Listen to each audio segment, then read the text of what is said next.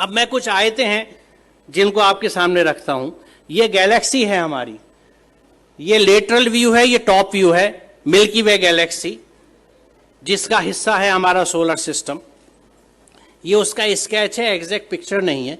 इस गैलेक्सी के अगर आप डायमेंशंस देखें तो एक बाजू से दूसरे बाजू 1,00,000 नूरी साल यानी 1,00,000 लाइट ईयर्स का डिफरेंस है, डिस्टेंस है इस हिस्से से उस बाजू तक। लाइट ईयर क्या है? रोशनी 1 सेकंड में तकरीबन 1,86,000 मील या 3,00,000 किलोमीटर चलती है 1 सेकंड में। इसको 60 से मल्टीप्लाई कीजिए, 1 मिनट में रोशनी कितना चली, फिर 60 से मल्टीप्लाई कीजिए 1 घंटे में कितना चली। यहां तक आते ज्यादातर आपके कैलकुलेटर्स कंप्यूटर्स फेल होने लगेंगे क्योंकि फिगर्स बहुत ऊंची चली गई। अब आप इसको 1 घंटे में आपने टाइम निकाल लिया कि 1 घंटे में रोशनी ने कितना सफर तय किया, इसको 24 से जरब दीजिए तो 1 दिन में रोशनी कितनी चली, फिर 30 से जरब दीजिए 1 महीने में कितनी चली, फिर 12 से जरब दीजिए तो 1 साल में कितनी चली। It will be N astronomical figure.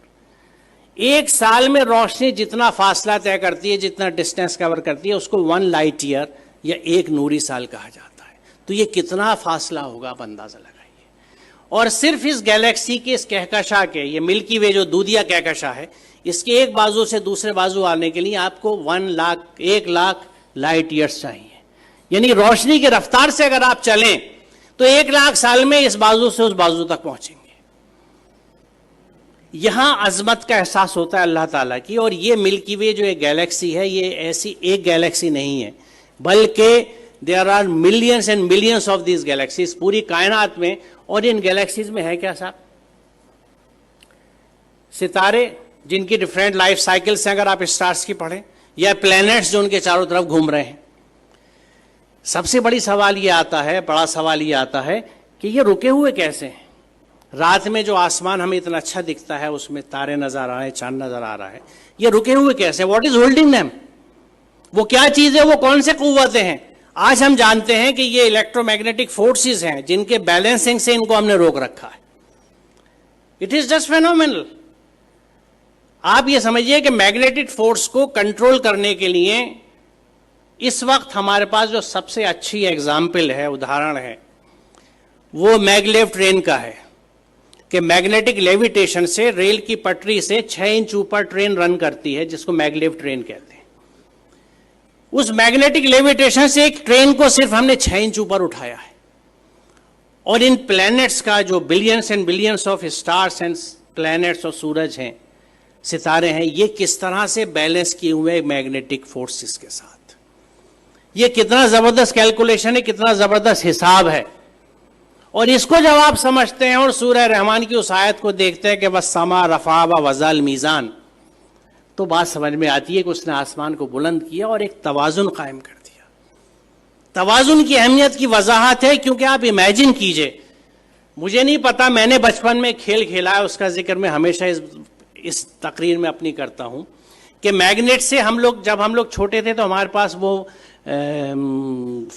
Mobile phones नहीं थे या स्मार्टफोन्स नहीं थे जो आज आप लोगों के पास हैं। हमारे पास क्या होता था? टूटी हुई चूड़ियाँ होती थी, सिगरेट के पैकेट होते थे, माचिस की डिब्बियाँ होती थी, माचिस की तीलियाँ हुआ करती थी, और इन चीज़ों से हम खेल डिवाइस किया करते थे अपने लिए। तो मैग्नेट से हम जो एक खेल डिवाइस करते थे, और वो घर से जल्दी से किसी तरह जब अम्मी की नज़र बचती थी सुई उठा लाते थे या आल पे ले लेते थे अब्बा के ड्रॉज में से कि कागज़ के ऊपर पिन रखी और नीचे मैग्नेट रख के उसको घुमाना शुरू किया तो ऊपर से वो सुई घूमती थी। अब इस सुई को अगर आप बीच में रख के दोनों साइड मैग्नेट रख लें तो जिधर मैग्नेट का फोर्स ज्यादा होगा सुई उधर भागेगी। एक स्टेज ऐसी आएगी कि सुई बीच में कांपती सी रहेगी, ना इधर जा सकती है ना उधर, क्योंकि यहाँ पे दोनों फोर्सेज एक दूसरे को न्यूट्रलाइज कर रहे हैं। इधर की मैग्नेटिक की ताकत, इधर की मैग्नेटिक की ताकत एक दूसरे को न्यूट्रलाइज कर रही है, नलीफाई कर रही है। वो सुई बीच में ट्रैप्ड है। अब आप इसे इमेजिन कीजिए कि अगर आप ऐसे ही 2 मैग्नेट ऊपर नीचे रख लें और उस कागज को निकाल दें तो 4 मैग्नेट के बीच में हैंग कर जाएगी नीडल। बड़ी मेहनत करनी पड़ेगी इसको बीच में हैंग करने के लिए, एक सुई को।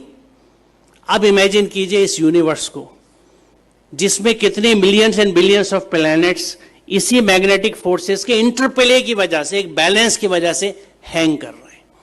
जो इसको समझ सकता है वो खालिक की अजमत को समझता है। वो परमात्मा की महात्मा को समझ सकता है, महानता को समझ सकता है, अल्लाह ताला की अजमत को पहचान सकता है, और उस वक्त वो कन्विंस होता है कि जब इस पूरी कायनात में अल्लाह के कानून चलते हैं तो मैं उसके कानून को किस तरह से एक जुज़दान में लपेट के बिना समझे ऊपर रख सकता हूं और उसको फॉलो नहीं करता।